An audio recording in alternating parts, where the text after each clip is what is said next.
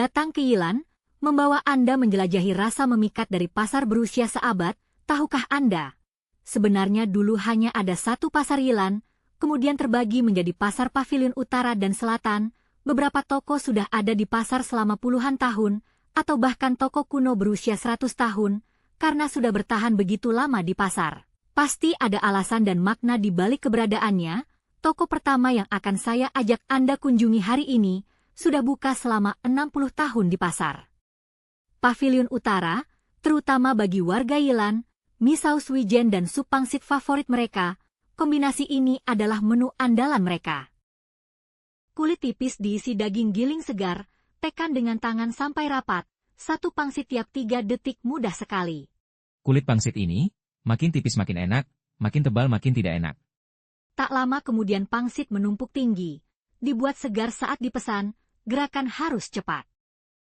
Mie dan pangsit masuk ke dalam panci, angkat setelah 2 menit, kaldu tulang babi gurih tidak asin, mie kenyal tidak lembek, isian daging terlihat dari kulit pangsit, dagingnya sangat lembut.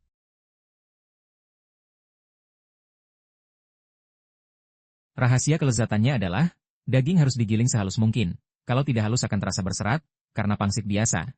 Terasa seperti makan gumpalan daging, punya kami tidak perlu dikunyah, bisa langsung ditelan. Lumer di mulut tanpa dikunyah, tekstur lembut seperti kembang gula.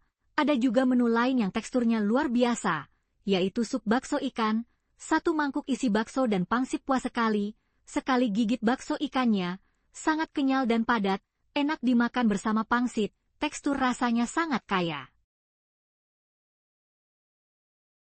Pasta ikan jangan terlalu banyak air. Jika terlalu banyak air akan lembek, gunakan pasta ikan kualitas baik, agar hasilnya terasa kenyal, sangat kenyal sekali. Jika pakai terlalu banyak air, tidak kenyal lagi tapi lembek.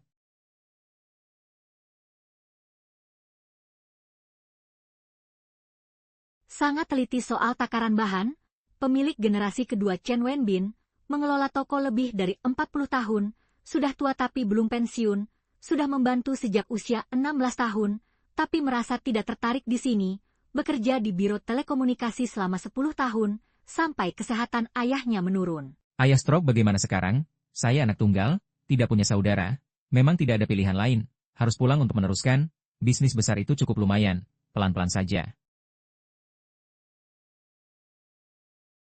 Sebagai anak tunggal tanggung jawabnya besar, Chen Wenbin tidak mengecewakan ayahnya, memutuskan untuk berhenti kerja, fokus mengelola kedai makanan. Selain mengubah gaya toko, Chen Wenbin menyederhanakan cara kerja, meningkatkan kecepatan penyajian, meski menu yang dijual sedikit, tapi tiap hidangan dibuat maksimal. Saya lakukan semampunya saja. Sekarang saya hanya seperti ini, jangan terlalu keras pada diri sendiri. Lakukan saja semampunya, jangan hiraukan tamu yang banyak, harus pelan-pelan buatnya, buatan pelan-pelan baru enak, terlalu cepat tidak enak.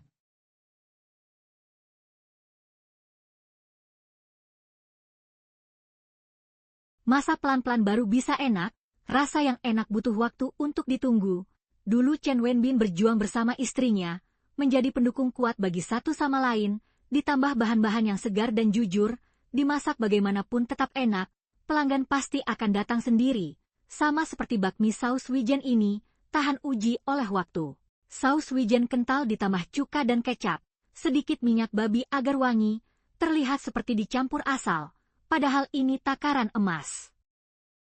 Mie licin yang menyerap banyak saus, harum gurih dan enak di lidah, saus kental tapi tidak terasa serat, tidak terlalu lengket dan tidak encer, aroma kuat dari kacang dan wijen, membuat orang tidak bisa berhenti makan. Saus wijen juga ada takarannya, termasuk berapa banyak kacang dan wijennya, harus ada rasio yang pas, karena rasio yang kamu punya, kalau bilang ke pemiliknya, dia akan bisa membuatnya. Ini harus ada takarannya. Takaran sempurna yang diracik khusus, Chen Wenbin membuat rasa sederhana jadi hebat, mengubah rasa kuno jadi perwakilan lokal. Kamu suka konten kami? Yuk, subscribe dan follow Liho TV.